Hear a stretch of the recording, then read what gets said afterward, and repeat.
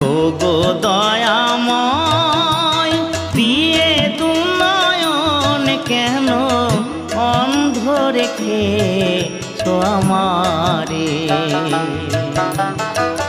তুমি যে বিশ্বময় বিরাজ করো দয়াময়, তবু আমি এমন অভাগা